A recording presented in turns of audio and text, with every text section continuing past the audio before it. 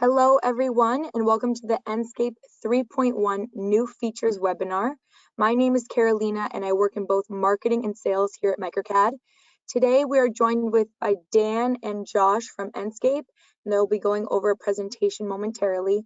But before we start, I'm going to start with a quick poll just to see a little bit more about what you guys are currently know about Enscape. So let me launch the first poll. So are you currently using Enscape?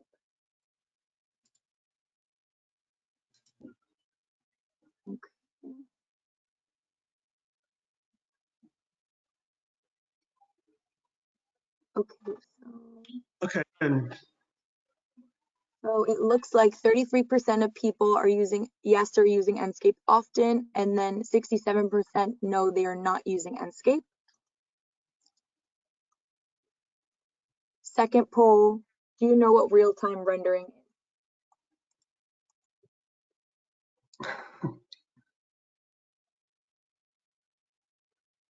All right, looks like 100% of people know what real-time rendering is. And without further ado, I'll pass it on to Dan.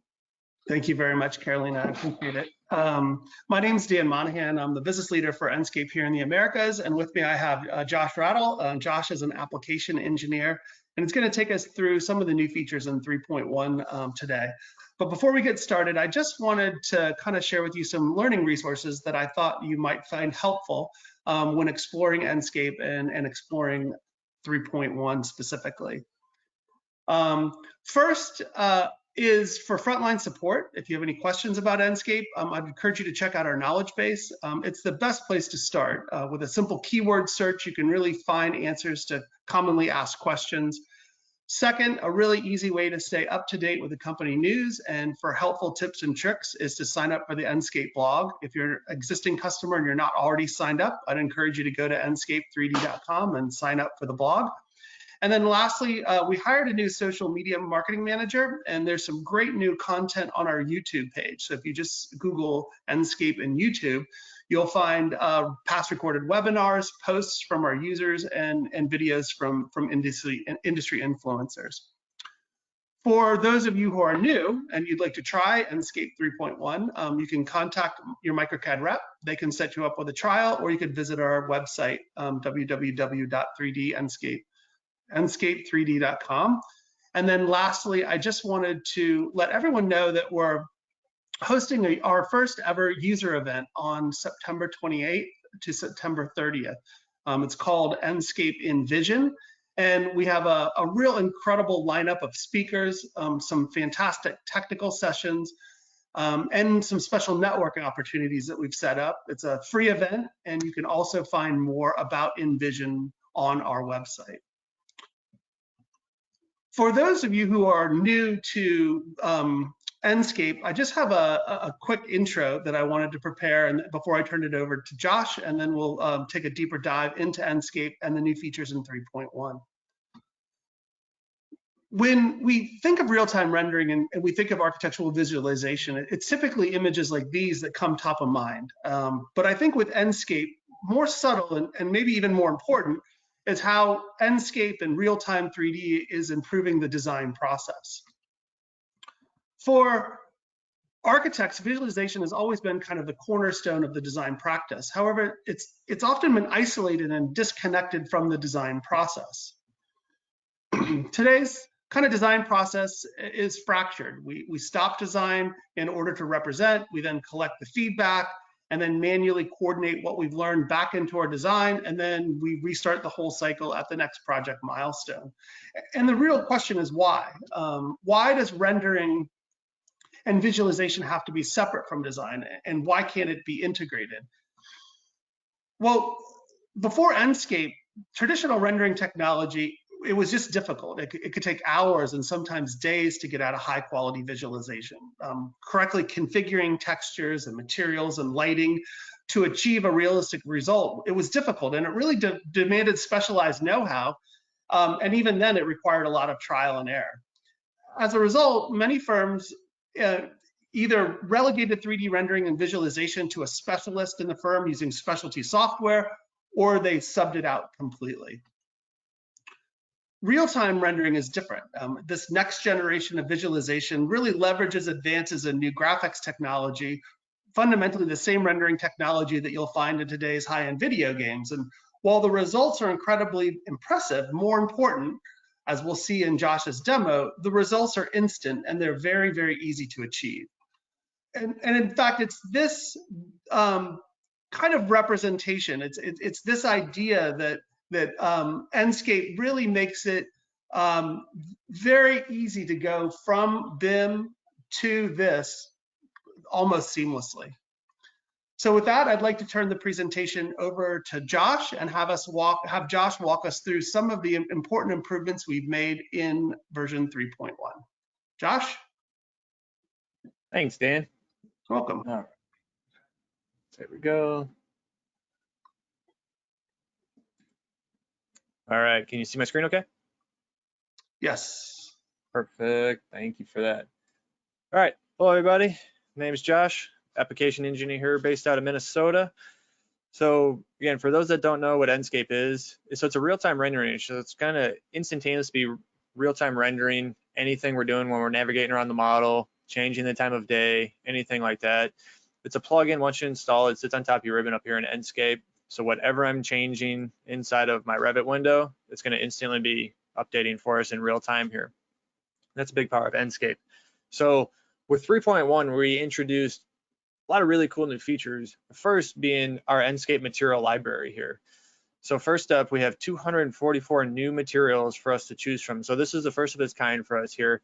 To really get a good idea of what each one of these materials look like inside of Enscape, you can definitely check this out for yourself. So if you go to enscape3d.com, you go to free samples projects all the way down at the bottom of our website here, where we actually do have an executable file of all of our materials inside of Enscape here. So if you download this standalone file, you'll be able to freely navigate around the Enscape model here. I can actually pull this up for you here. So this is what this file is going to look like. So again, you're going to be able to, again, freely explore the model and really check out what each one of these different materials look like before you import these into your project to try out. So we have our different type of wood section here. We have, again, it's broken out by different categories, all of our different metals, plastics, miscellaneous fabrics. And then over on the back here, we do have our different types of ground materials as well. So we have different types of grass, again, for us to freely choose from. Again, this is all on that free sample project for you to download and try out. So definitely encourage you guys to check that out once you get a free moment. All right, well now let's check out what these materials can do. So if we go up here to the Enscape material library, what we can do is let's play with the brick material here. So what I'm gonna do is I'm gonna click this brick material right here. And notice how I have a little star on mine up here. That's because I just hit the favorites button. If I hover over any one of these, a little star icon will pop up. Well, I really like using this material, so I'm going to favorite it, and we can see here's some of my commonly used materials. One thing to note is before you do import the materials, go down here to this little gear icon, and what this is going to do is this is going to ask you, when you import the material, the file path that you have set up here is going to be where that texture is actually imported to. So if we're working on a collaborative project, you want to set this folder to be the folder for that project. And then that way, once you import that material, that's just going to automatically import it into the projects folder of that project you guys are working on. So then everybody working on that shared project will be able to get the materials. So what I'm going to do is I'm going to hit import here. And now the little import selection box is going to pop up here. So I'll hit import selection. We'll let this import for a second. And then what this is going to do, this is actually, again, going to import this into our Revit project. Here we go. So now it's successfully imported. Now, if I go over here and select a material that I want to apply that to, so let's adjust this brick material. So now I'm going to go up to the edit type. I'm going to go to my brick exterior here. So now one thing, if you have materials that have surface patterns on them, what we're going to do is we're going to go over to our asset browser here, go to document assets, and we're going to go find that material that we just imported here. So here's our material. So for those that don't know, Enscape goes off of the appearance tab here. So if I have my materials already set up in my Revit project, I have them scheduling correctly, everything on the back end is working how it should, naming conventions and everything, but all I want to do is replace the appearance path because I want the materials to look better. What I can do now is I can go over here, found my material. I'm going to hit this little button right over here. That's just going to simply replace the appearance path because that's all I care about. I want my materials to look better. And it's going to carry all the information that came with that Enscape material. So now we can see here, here's all the different parameters that came with that Enscape material. So I'm going to hit apply. And now I'm going to see my new material applied to my Revit object right here. So I can hit OK. I can hit OK. You know, again, I can hit OK. So again, 244 materials to start with now. Again, this is going to be an ever-growing library for us to experiment with. And again, for each new release, we're going to get a new set of materials. So that's how you get a material from the Enscape material library into your project here. Now, the next feature that's new to 3.1 is this Enscape material editor. So this is something completely new for us as Revit users here. If we have used SketchUp before or any of the other different design applications that Enscape supports, so SketchUp, ArchiCAD, Rhino, Vectorworks, and obviously Revit, this material is the exact same one in there. But now what we can do is now Revit users can freely enjoy the ease of use of this material editor here. So this Enscape material editor is going to pull all of the materials that came from my Revit project. One thing to keep in mind is the material has to be a generic material. So in your Revit material, if you go back to here, and then in the identity tab, if it's not a generic material, it's not going to be showing in the Enscape material editor here. So that's one thing to keep in the back of your heads. It has to be an Enscape material. So now what we can do is to utilize this, we can simply slide things, we can adjust the amount of everything, we could even change the tint color. Again, this is going to be a faster way to get a higher quality visualization for our textures. So the thought is you set up the materials on the back end, you get them scheduling correctly, and then you use the Enscape material editor for further visualization purposes. And the great thing with this is it's live linking with, it's a bidirectional link. So whatever I'm changing inside of this material editor, it's going to push back to my Revit material. So the great thing is too, we all know trying to change material size in Revit can kind of be a difficult task because then we have to go adjust for each individual material. So now what we can do is we can just adjust one material inside of here, and it's going to adjust that for all my different material maps in here. And to show you how this bidirectional link works, I'm just going to close this, and I'm going to go back to my material inside of my Revit project here. So I'm going to go back to edit. I'm going to go back to my exterior brick material and go back to the appearance tab, and we can see here that that is now taking the changes that I just implemented in the Enscape material editor. And again, whatever I'm changing in here, the Enscape material editor is going to show me the exact same thing. So that's where this bidirectional link is really, really going to help out. So another really cool thing about the Enscape material editor is if we scroll down here, we can see how this material right here has the icon of what appears to be a grass type. So previously what we had to do is we had to call a material grass by the name, and then Enscape would create volumetric grass out of it. Well, now what we can do is we don't have to call it grass if we don't want to. So what we can do is just simply hit select the material we want, go up to the type, and then hit the type drop down, and then we can hit grass. What that's going to do is that's going to give me different grass settings now. So now I can sit here and adjust the height of the grass. I can change the height variation. Again, I can add an image to that. So if I need, say I'm working on a stadium project and I need grass going around the logo, I can definitely just add that in there. And then from here, again, I can just further adjust that. So it makes the grass a lot easier. And same thing for if I change it to, say, water. Now it's going to adjust. Now it's going to create water. You know, again, that's where I get all the different material options that are associated with the water feature. So that's how you utilize that. One other big thing is if we remember trying to add a video texture inside of Revit's material, we had to in the identity tab, we had to write a custom script inside of there. Well, now we don't have to do that anymore. So what we can do is we can actually add that inside of inside of our material editor here. So if I go over here and I select the material that is applied to this one, so it's, go to edit, so it's this wood faceted vertical. So now what I can do here is go find my material right here. So now say I want to remove this and I want to add a video texture to that. So we can do a video wall.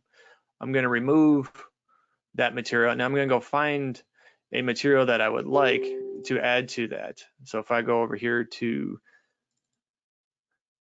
that, we can add in a video right here. So that's just importing an MP4 file now. Wait for that, and I can adjust the size of this as well. So if I click inside there and we'll say this is 15 meters, 15 meters, it's gonna be a big video wall. And if I change the time of the day, I can see my video starting to show up now. Oh, there we go, 15.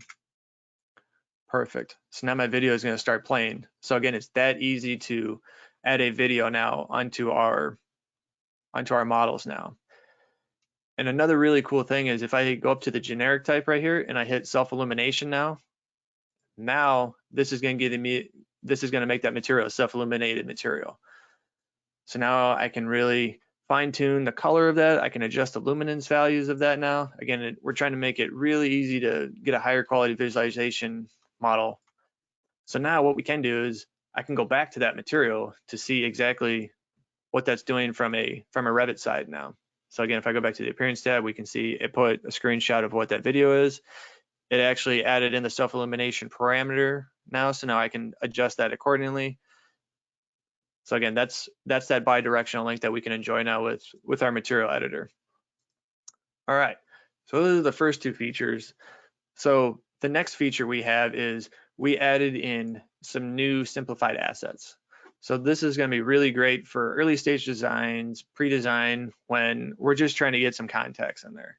So if we open up our Enscape material library here, of course it knows I'm doing a demo, so it's going to take a second to load.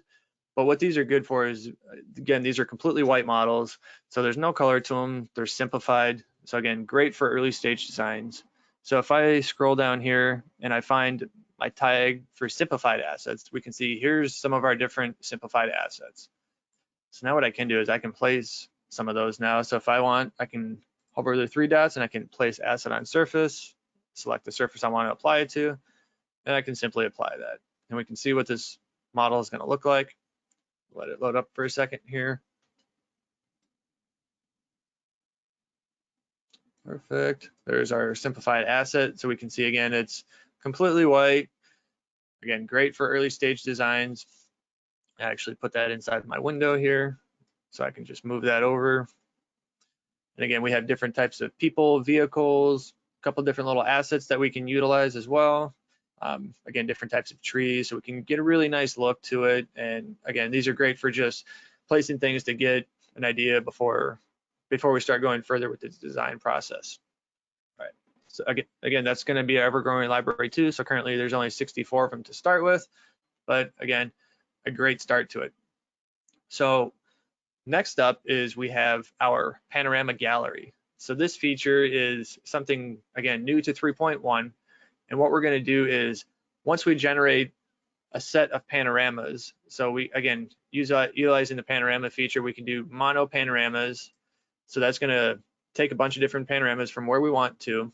So again, we move to a location, take the panoramas, and then once our Manage Upload tab open here, we have to upload our panoramas to our cloud server where those are going to be stored. Oh, popped up over here in my other window.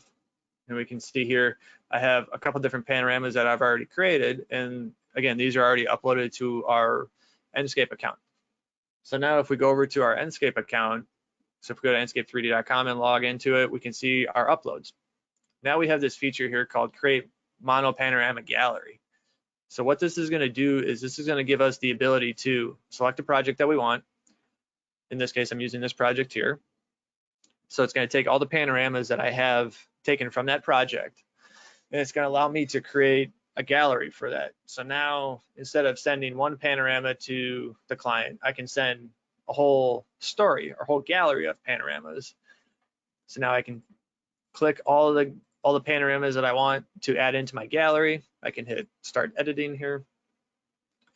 And we can see now down here, we have the different ones that I've created. And now I can adjust these. I can move these as well. So if I want to, tell the story a different way, I can definitely do that. And now I can hit save as. I call it. Whoop. So I'm going to hit replace because that's accidentally called it the same name. So what that's going to do is that's just going to generate our gallery now. So now this is something where I can give this to our clients. So now if I go back to my gallery, to my actual Enscape account, this is where this will show up here. So it's my new gallery. This is also where I'll get the option. If I hit the three dots right here, I can hit share options. So this is where I get the link to send to our clients, or I can actually email them directly and they'll get a link saying, hey, so-and-so is trying to share a link with you. So then they'll get that and then they can pop up over here and see our gallery that we've created. All right, so that is one of the other features. So that's all stuff that happened on the outside of Enscape. So next up, what we're gonna do is we're gonna look at some things that occur underneath the hood of Enscape, some things that happen behind the scenes. So the first up, if we go over to our general settings tab here, we're gonna see in the rendering settings, we're gonna see these features under hardware features. So what that is, this one's called RTX Ray Tracing. So let me get a couple different examples of what this is doing here up for you guys. So there's one right here. So this is where the RTX off. So let's split screen this here. So we can see here, over on the left-hand side, we have RTX Ray Tracing off. And on the right-hand side here, we have RTX Ray Tracing on. So what this feature is actually doing is this is giving us the ability to achieve higher quality renderings with more accurate lighting, with more accurate sun shadows. So our NVIDIA RTX Ray Tracing technology, it's been a part of Enscape for some time now, but it gives us a faster lighting accurate, reflection count. So previously what we were doing was we were taking the silhouette of an object. So in this case, this individual here, and we would project that onto the object. We would project basically a silhouette of that onto the object. So it really wasn't truly real. It was a good guesstimation of it. But now what we're actually doing is we're actually emitting rays of light from Enscape's sun. So now that's processing shadows wherever light is meeting the object. So we can see here, so now we're going to get more true to life reflections, more true to life shadows. So you notice the shadows are more accurate. You will need an RTX capable graphics card to utilize this. So that is one thing to keep in the back of your minds. So we can look at a couple different examples here. So again, that's RTX off. This is RTX on. So notice we're getting more accurate shadows where closer objects are touching each other. So we can see here in the different leaves. Let's look at a couple extra ones. So if we have RTX off, and then we have RTX on, again, sharper, crisper shadows, even in the leaves here, better quality shadows. So next up is RTX off, RTX on. So again, that's by utilizing the new RTX features. We'll look at what this is.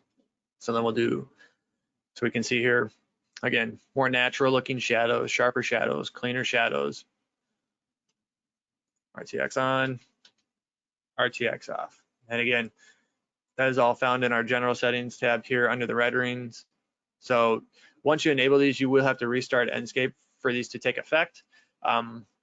These will not be noticeable while you're navigating around Enscape. It will only occur once you sit still for a second, and then the shadows will automatically turn on. And they will also be in still renderings, so that's why I'm showing you guys still renderings instead of navigating around the model, showing you that type of stuff.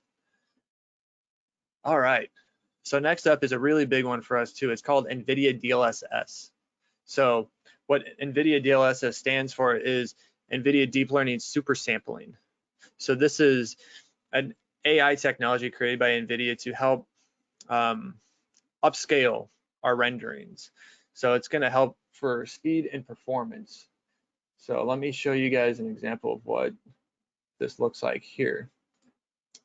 So this is what DLSS is doing in the background, and this is what it looks like after the AI upscaling technique comes in. So again, this is a deep learning upscaling technology that's running behind the scenes. So it's allowing Enscape to render internally at a lower quality and let the NVIDIA AI technology fill in those gaps. So it's going to allow for faster, more accurate renderings and just overall faster technology. So this is utilizing the NVIDIA tensor cores. So it's going to help, again, it's going to help create a sharp, higher resolution image for both video and high performance virtual reality walkthroughs. If you would like to learn more about this technology in depth, we do have a very great article over here that Dan Stein wrote up so he really went into detail about his findings. So he's getting 30% faster on 1080 displays, 6 times higher on 8K displays, and really talks a lot about like the behind the scenes where we have to utilize NVIDIA tensor cores for this feature and this type of technology. But again, definitely check out this article when you get a chance. It's on our blog post under the 3.1 now available. You can scroll down here and you can see the DLSS features here. And then also NVIDIA wrote up a very great article as well, where they went even more in depth on behind the scenes of what this technology is actually doing for us here. So again, definitely check this out. This really helps pave the way for next generation VR headsets like the Oculus Quest 2 or the Vive Pro 2. Again, it really helps improve rendering time, especially with videos as well, and improves the quality of it. So again, if you have an NVIDIA RTX capable graphics card, you will be able to take full advantage of these features. So again, I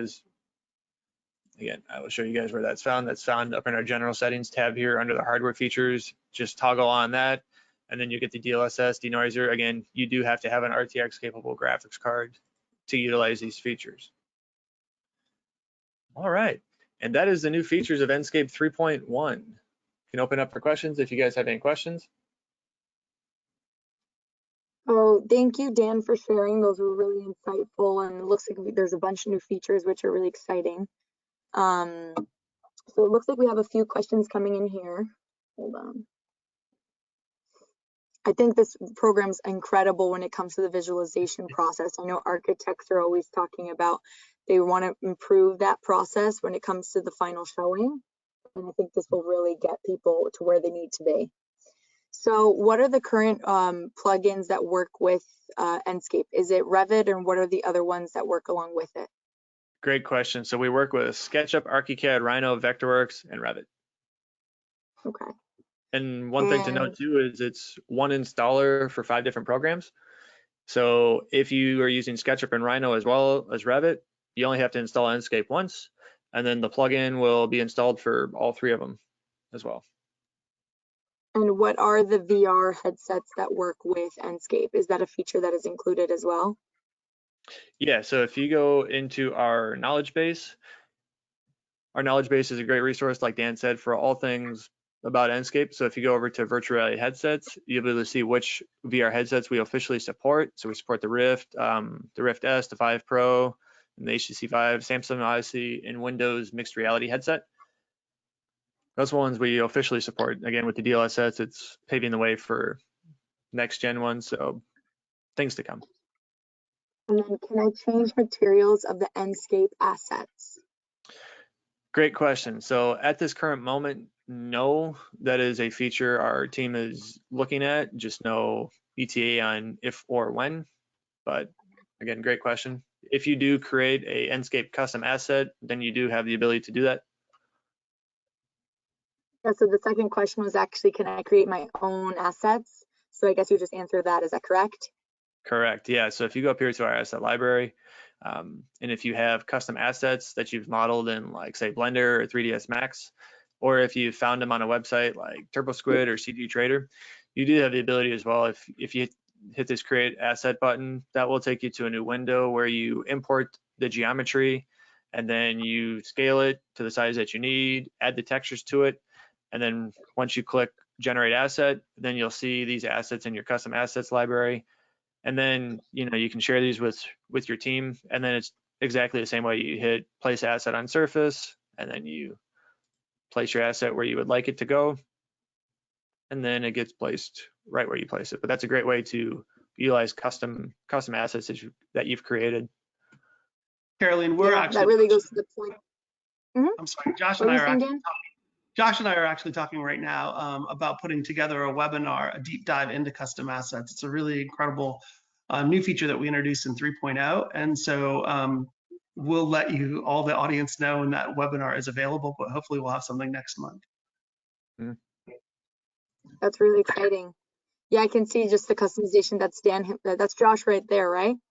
Yep, that's really exciting. Yeah. That was a 3D scan I did of myself quite some time ago, and I took the digital file, the FBX file, and just created a custom asset out of myself. So I like to place little Easter eggs. Yeah.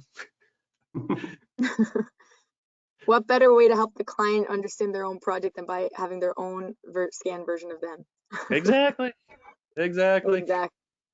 Okay, so last one here. So does this work on mobile app as well?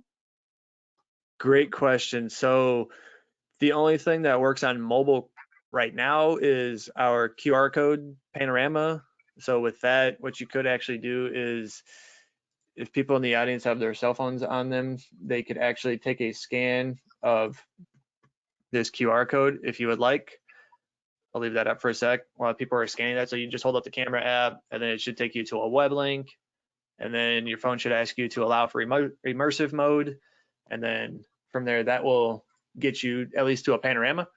But our team is exploring the possibilities of more things mobile, but you know, again, just no ETA on if or when that would be available. But so currently right now the panorama is the only thing that you can get on your mobile device, along with the video, obviously. But and then just to kind of follow up, I think that on the panoramas, we're working towards batch panoramas. So right now you export panoramas out individually. So that's a new feature that's coming in 3.2. And then also what we call linked panoramas. So we could put hotspots in the panoramas and then be able to navigate around scenes using hotspots. And this would work in either VR or in panoramic mode. Yep, exactly. That's great. Perfect. Okay, so that looks like all the questions that we have for now, but everyone be sure to stay tuned to our microcad3d.com website, in which we'll be posting more webinars and events hosted by Enscape. Also be sure to follow us on Facebook and Twitter and YouTube as well, which we actually put all our recordings of webinars. If you'd like to share this with other people, we'll send that email momentarily. You can share with other people on your team as well. Is there anything else that Josh or Dan you'd like to add before we wrap up? No, just that we would love to see you guys at the Envision event on September 28th to the 30th. So please go to our website. We've got just an incredible lineup of speakers, some great technical sessions, and some good networking opportunities. So please check it out. Absolutely. Perfect. We look forward to seeing everybody there. Yeah. Thank you, Josh, and thank you, Dan, for your time. And without further ado, that concludes the webinar. Yeah, thank you. Bye-bye. Thank you.